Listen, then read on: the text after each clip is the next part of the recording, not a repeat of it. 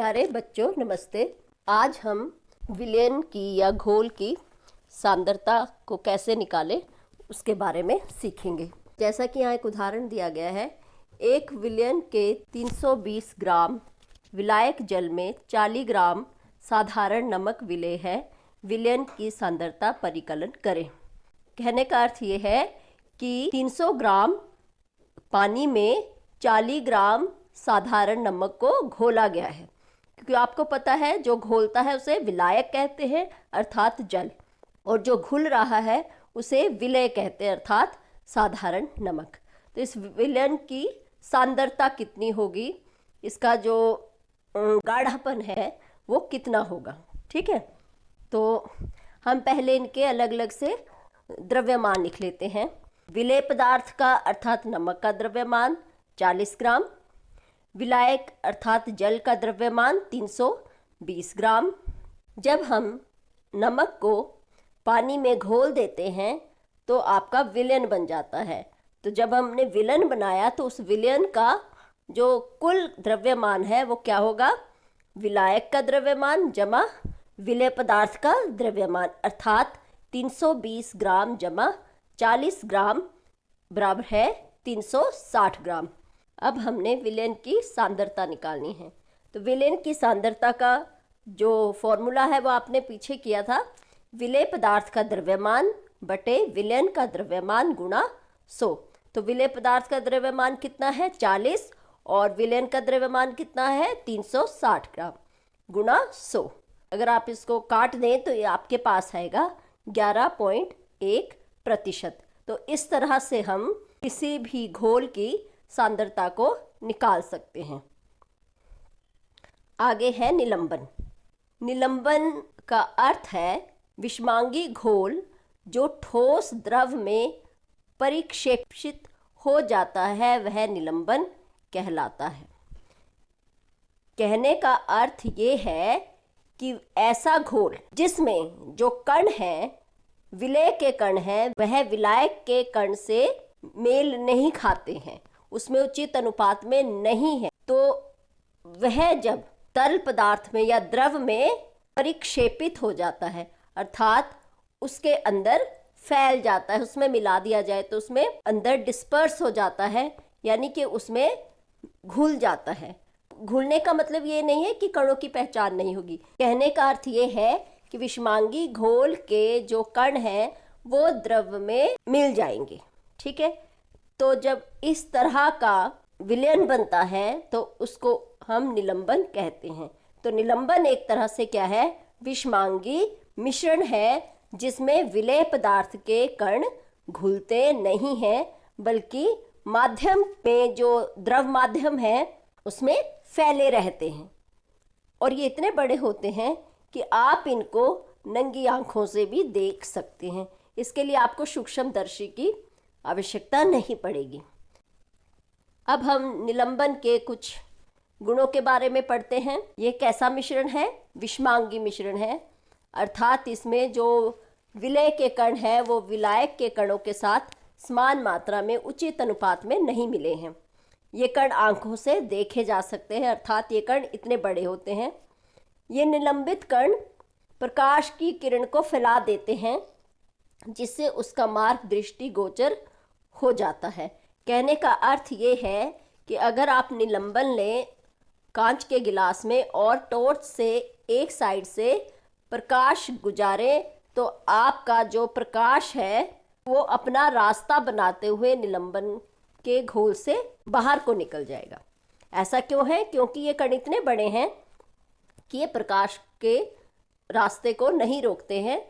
इनके कणों के बीच में इतना जगह होती है कि ये प्रकाश को रास्ता दे देते हैं। जब इन्हें शांत छोड़ देते हैं तब ये कण नीचे बैठ जाते हैं, अर्थात जो निलंबन है वह अस्थायी होता है। कहने का मतलब ये है कि अगर हम थोड़ी देर के लिए ऐसे घोल को छोड़ दें तो जो गुरुत्वाकर्षण शक्ति है उसकी वजह से ये बड़े कण गिलास की सतह में बैठ जाएंगे, अर्थात ये निलंबन आपका स्थायी नहीं है। कहने का अर्थ है कि ये थोड़ी देर के लिए ही कण जो हैं वो विलयन में घुले रहते हैं। जब हम इस घोल को हिलाना बंद कर दें तो ये कण सतह में आके बैठ जाते हैं। और ऐसे घोल को जब आप छाने तो आप विलेय को विलायक से अलग कर सकते हैं। जब आप इस तरह के घोल को, जिसमें कि कण नीचे बैठ गए हैं, इसमें से प्रकाश गुजारें तो अब जो है वो प्रकाश दूसरी तरफ आपको नहीं दिखाई देगा। क्यों? क्योंकि जो विलायक है उसके कण इतने छोटे हैं कि उनके बीच में जो जगह है वो नहीं है, तो इसलिए वो प्रकाश को रास्ता नहीं देंगे, अर्थात विलयन में प्रकाश की किरण का प्रकीर्णन रुक जाता है, अर्थात प्रकाश का दूसरी तरफ जाना रुक जाता है। अगली तरह का घोल या विलयन है कोलाइडल विलयन। कोलाइडल विलयन और निलंबन विलयन आपस में काफ़ी मिलते जुलते हैं, बस थोड़ा फर्क ये रहता है कि जो निलंबन के कण हैं वो कुछ ज़्यादा बड़े होते हैं, ठीक है, और कोलाइडल में कण थोड़े छोटे होते हैं। इस वजह से वो विलायक में घूमते रहते हैं। अगर हम घोल को शांत बैठने दें तो ये कण सतह पर आकर नहीं बैठेंगे।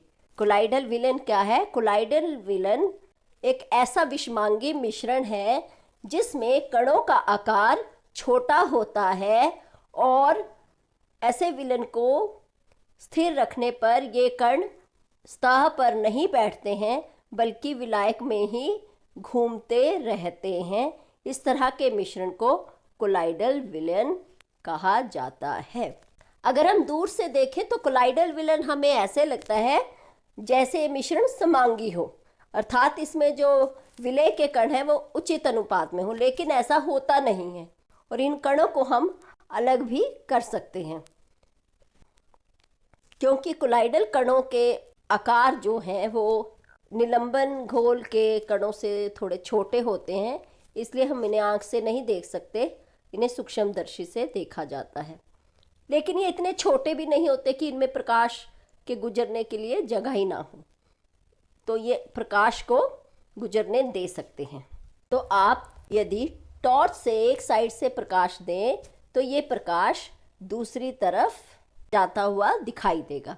तो इस तरह के प्रभाव को कहते हैं टिंडल प्रभाव, और ये टिंडल नामक वैज्ञानिक ने इसकी खोज की थी, इसीलिए इसका नाम टिंडल पड़ा। ऐसे तो ये वाला प्रभाव आपका निलंबन मिश्रण भी देता है, लेकिन वो स्थायी नहीं है, क्योंकि उसमें कण जब सतह पे बैठ जाते हैं तो प्रकाश अपना रास्ता नहीं बना सकता है, ठीक है, तो इसलिए उस दशा में हम उसमें टिंडल प्रभाव नहीं कहते हैं। लेकिन जो आपका कोलाइडल मिश्रण है ये एक स्थायी मिश्रण है विलेय और विलायक का, जो कि प्रकाश को अपने में से स्थायी रूप से गुजरने देता है, इसलिए इसे टिंडल प्रभाव नाम दिया गया है। जैसे आप कॉपर सल्फेट का विलयन लें और दूध तथा पानी का मिश्रण लें, तो अगर आप दोनों में से टॉर्च की लाइट गुजारें तो आप देखेंगे कॉपर सल्फेट का विलयन टिंडल प्रभाव नहीं देगा, अर्थात उसमें से जो लाइट है वो पास नहीं होगी, परंतु जो आपका दूध और पानी का मिश्रण है उसमें से प्रकाश गुजर जाएगा, अर्थात वो टिंडल प्रभाव देगा। आपने कभी देखा होगा कि कमरों में अगर कोने पे कहीं छत पे छोटी सी झिर्री है, छोटा सा छेद है, तो उसमें से भी प्रकाश एक रेखा के रूप में आकर दीवार पे या फर्श में गिरता है और उसमें धूल मिट्टी के कण तैरते रहते हैं। तो धूल मिट्टी के कण जो हवा में तैरते रहते हैं वो क्या है?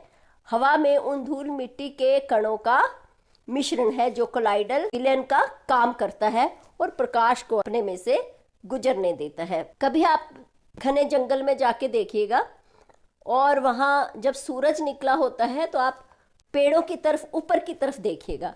अगर आप ऊपर की तरफ देखें तो जो खूब पत्तों वाले पेड़ हैं उसमें से भी प्रकाश छन कर प्रकाश की किरणें नीचे आ रही होती, तो वो भी क्या है? टिंडल प्रभाव। उसमें भी हवा के साथ जो कण है वो मिलकर कोलाइडल विलयन बनाते हैं और प्रकाश के लिए रास्ता देते हैं, ठीक है। कोलाइडल विलयन के आपके पास काफ़ी उदाहरण हैं, जैसे द्रव और गैस है एरोसोल, कोहरा बादल कुहासा, इसको आप एरोसोल कहते हैं। ठोस और गैस का मिश्रण है, ये भी एरोसोल ही है, जैसे धुआं या फिर जो वाहन है उनमें से निकलता हुआ धुआं। गैस और द्रव जो आपका फोम है, जैसे शेविंग क्रीम है, द्रव और द्रव इमल्शन है, जैसे दूध हो गया, फेस क्रीम हो गया।